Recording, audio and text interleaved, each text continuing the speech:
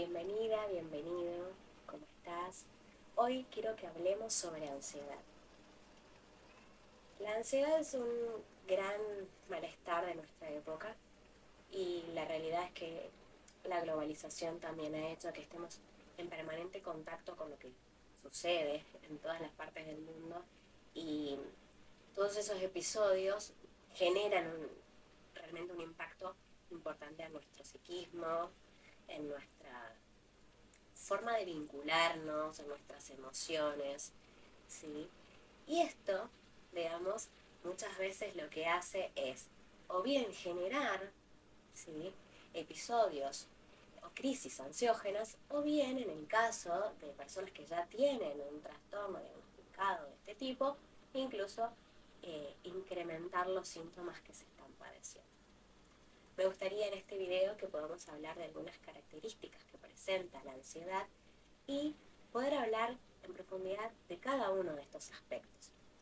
Quizás al escuchar este video registres que hay mucho de lo que vamos a decir hoy que cotidianamente estás transitando, por lo cual este video también te permite que puedas tener registro de tu sentir, de tu estar habitual, y que en el caso de que notes que muchas de las cosas que vamos a decir están presentes hoy en tu vida, puedas considerar la consulta con un profesional.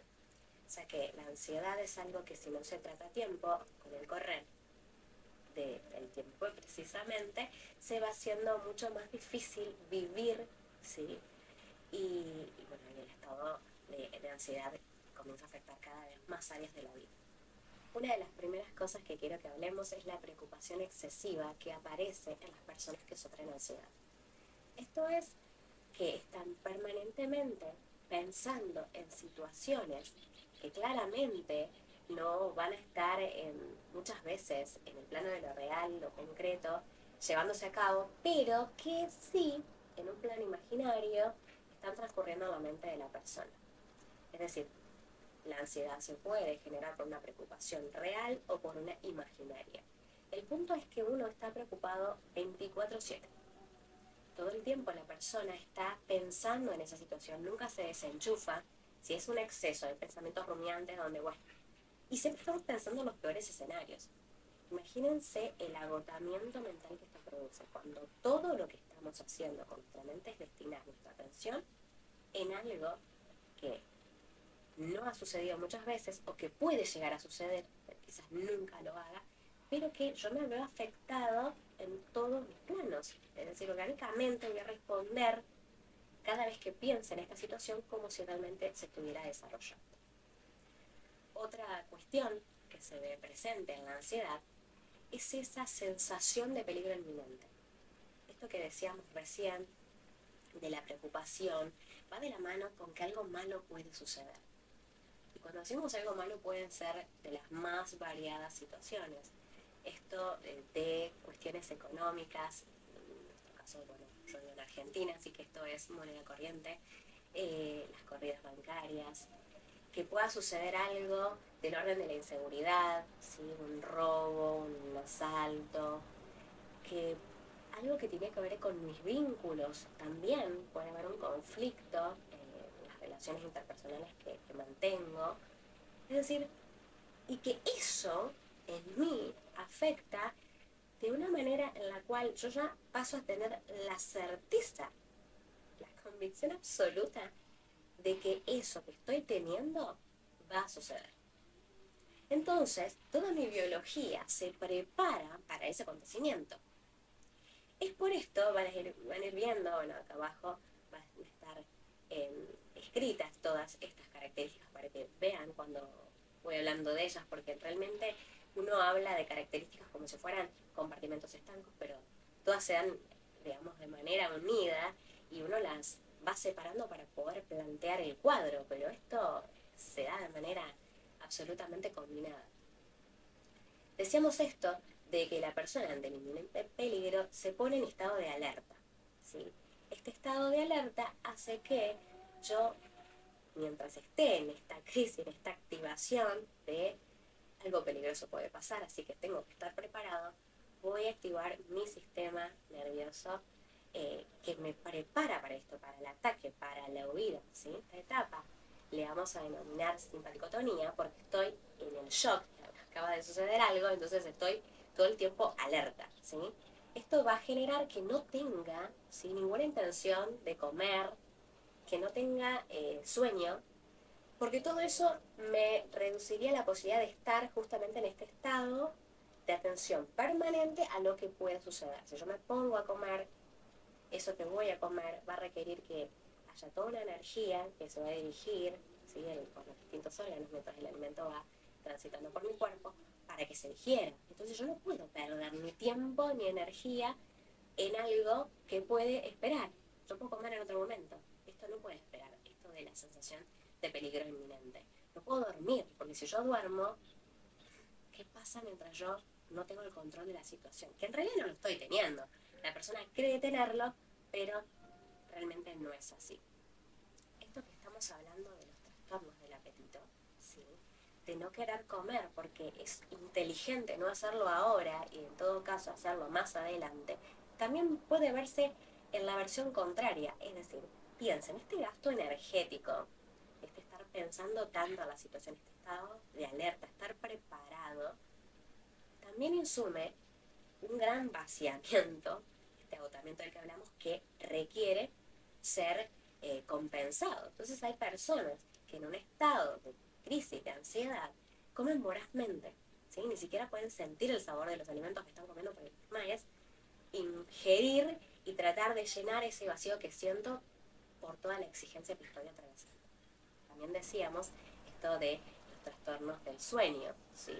No poder dormir, porque claramente estoy todo el tiempo pensando en esto que me preocupa, que no puedo desenchufar mi mente y distenderme, entregarme al descanso. Entonces estoy pensando, ¿qué puedo hacer? ¿Cómo lo puedo resolver? La realidad es que la persona apoya la cabeza en la almohada, transitan varios minutos, quien dice minutos también dice horas, quien dice hora amaneció y la persona no pudo descansar. Entonces están estos trastornos del sueño porque la persona nunca puede desactivar esta necesidad de resolver lo que está pasando. Cuando sabemos que muchas veces la resolución de una situación que atravesamos, de un conflicto, no está al alcance de nuestras manos. Pero el hecho de pensarlo parece que nos da una falsa idea de control que, bueno, nos tiene ahí atento, parece que estamos resolviendo todo, en realidad no hicimos nada, solamente la pasamos muy mal y encima no dormimos. Al otro día nos encontramos cansados, con mucha incapacidad para tomar decisiones, para resolver situaciones, entonces de un conflicto que teníamos empezamos a tener otros porque nosotros no podemos responder a lo que habitualmente hacíamos cuando no estábamos en este tipo de estado, que en algunos casos se cronifica, ¿sí? Por eso es que también aparece como indicador la falta de concentración. Piensen, si todo el tiempo estoy atenta o atento a algo en particular, eso equivale que voy a dejar de poder prestar esa atención a otras cuestiones. No puedo estar en ambas cosas a la vez. Sobre todo cuando una de ellas me absorbe tanto en mi mente, en mis pensamientos, en mis emociones, en mis acciones, en mis proyectos, en todo lo que voy a estar organizando, voy a estar pensando ahí. Entonces, esto claramente va a generar un déficit en mi concentración, lo cual va a generar un impacto en cualquier actividad que yo realice, ¿sí? Si estoy estudiando académicamente, no voy a tener los resultados que espero y esto va a acrecentar el conflicto. Si estoy trabajando también, van a aparecer las distracciones, van a aparecer errores, y esto viene a complicar más aún el cuadro porque la persona ahora está sumida en un asunto que quiere resolver, que no encuentra cómo, y empezaron en paralelo a aparecer nuevos conflictos. La realidad es que estamos hablando ya de un punto álgido de la ansiedad, ¿no? Porque la ansiedad en realidad en sí no es mala, sino que cuando se cronifica termina siendo negativa, porque la ansiedad nos permite estar en estado de alerta, lo cual es importante, porque si pasa algo malo y yo no tengo la capacidad de reacción, imaginemos que se produce un incendio en la casa, y yo no atino a reaccionar, a correr, a salvar a los míos que quizás están durmiendo, o a salir de la casa, bueno, puedo llegar a morirme dentro del lugar. Pero ¿qué pasa cuando esa ansiedad ya está a lo largo del tiempo sosteniéndose y no me da tregua? en esos casos, la persona realmente ya no puede deliberar nada. Previo a eso, nadie se va a quejar de que alguien esté en todo, esté activo, que pueda postergar el almuerzo, que pueda pasar horas sin dormir para terminar un documento o terminar un proyecto. O sea, es como el empleado 10. ¿Sí? Pero ¿qué pasa cuando luego de mucho tiempo nuestro cuerpo ya no puede responder a esas exigencias? ¿Sí? Otra de las características que tiene la ansiedad es la evitación. ¿Y esto a qué se refiere? A que la persona empieza a detectar cuáles son los contextos, los vínculos que desencadenan justamente las crisis de ansiedad. A veces realmente la persona no puede detectar esto, pero con el tiempo, sobre todo si se hace terapia, es mucho más fácil porque hay una escucha del otro lado que permite enlazar puntos de contacto, ¿sí? Factores que se repiten, ¿sí? Puntos en común. Entonces, a partir de eso, la persona, en principio, lo que tiende a hacer es alejarse de esos acontecimientos o de esos vínculos que se sabe van a despertar estas expresiones tan ansiógenas, ¿sí? Hasta que pueda desarrollar los recursos justamente para poner freno y enfrentar lo que está sucediendo. Pero mientras eso pase, mejor salvaguardarnos, ¿no? Entonces la persona está en una decisión consciente de no participar de ciertas situaciones que van irremediablemente a activar el conflicto y a activar todo esto que estamos mencionando. Los síntomas físicos también nos permiten con mucha rapidez detectar que estamos sufriendo de ansiedad. Los pacientes, digamos, permanentemente hablan de ciertos síntomas que son comunes, ¿sí? Esta cuestión de palpitaciones, ¿no? El corazón va muy rápido, está muy acelerado, de repente empiezan a transpirar, sudan, ¿sí? Las manos están húmedas o empiezan a temblar, ¿sí? Hay una sensación de mareo, de inestabilidad que le impide estar parado, por lo cual procuran sentarse, porque incluso esto puede llegar a una situación de desmayo, ¿no? Cuando hay una super excitabilidad del sistema nervioso, hay que parar con eso. Si la persona no puede hacerlo por sus propios medios, el cuerpo intentará hacer lo suyo para que eso se provoque. Y esta necesidad de, bueno, necesito parar. No parás, te ayudo a parar, ¿sí? La falta de aire, sentir que el aire que ingresa no es suficiente, sentir que no pasa. Por eso es importante cuando uno ve en una escena, en una situación en la que está, que alguien está atravesando ese tipo de situación, saber qué hacer al momento, ¿no? Es importante que la persona pueda correrse de ese lugar en el que está, tomar asiento, darle espacio para que pueda respirar, ¿sí? Esto un poco toca lo que hablaremos en otra ocasión sobre los ataques de pánico, pero justamente estos están dentro de los trastornos de ansiedad. Necesita respirar, ¿sí? Por lo cual hay que darle un espacio para que lo haga. Por ahí si cuenta con un dispositivo móvil, pedirle que se les puede facilitar con la clave para ver a quién se puede llamar de urgencia. Si es posible también, depende del grado, la intensidad, la gravedad del caso, también llamar a la asistencia médica, ¿sí? Porque en realidad uno está viendo ese panorama pero no sabe internamente qué está pasando, ¿sí? O si quiere que se llame en particular a alguien ya que se encuentra en una urgencia. Es importante mantener la calma porque demasiado es lo que está pasando a la persona como para que uno venga a recargar más la escena con los nervios, ¿sí? Todo esto que vamos nombrando claramente generan un grado de inquietud y de nerviosismo de la persona, porque hay un punto donde para la persona es muy complejo mantener este estado, ¿sí? Porque está comprometido todo, su cuerpo, su mente, pero no puede hacer nada para interrumpir todo lo que está sucediendo. Entonces la persona está en un estado de inquietud, o sea, está sobresaltado todo el tiempo. Eso lo hace estar muy nervioso, hiperkinético. Uno podría visualmente rápidamente detectar cuando alguien está con algún comportamiento ansiógeno, que no es lo mismo que tener el trastorno, ¿sí? Son cosas diferentes.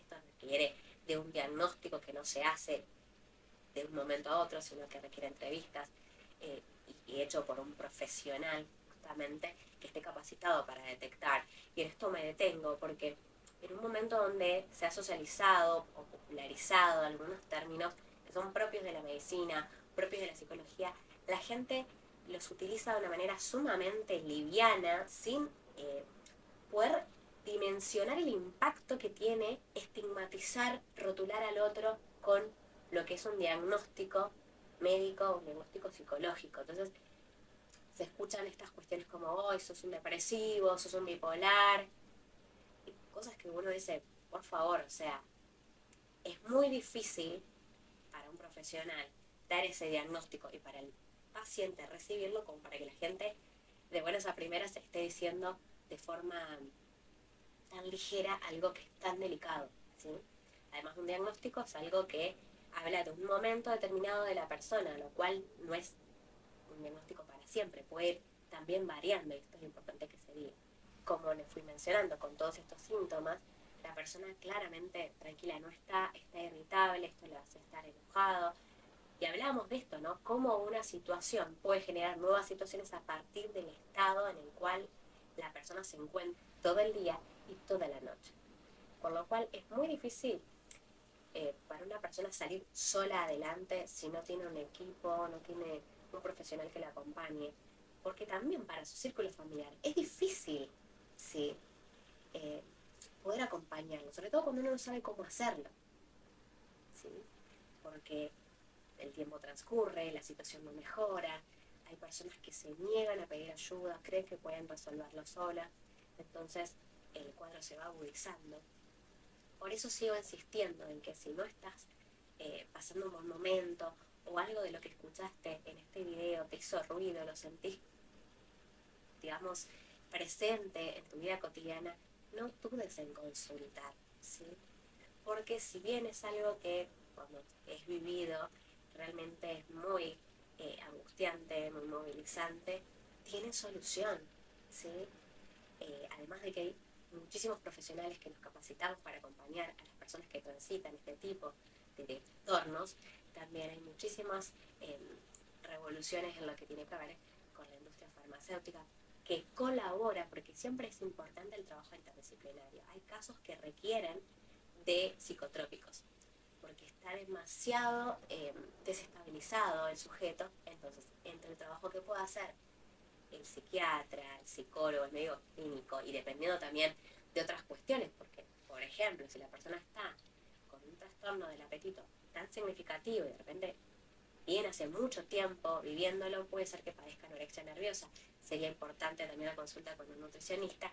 Entonces se empieza a trabajar en red y de esa forma, siempre insistiendo en esto, que somos seres multidimensionales, podemos rescatar a la persona más rápidamente de ese estado tan vulnerable en el que se encuentra.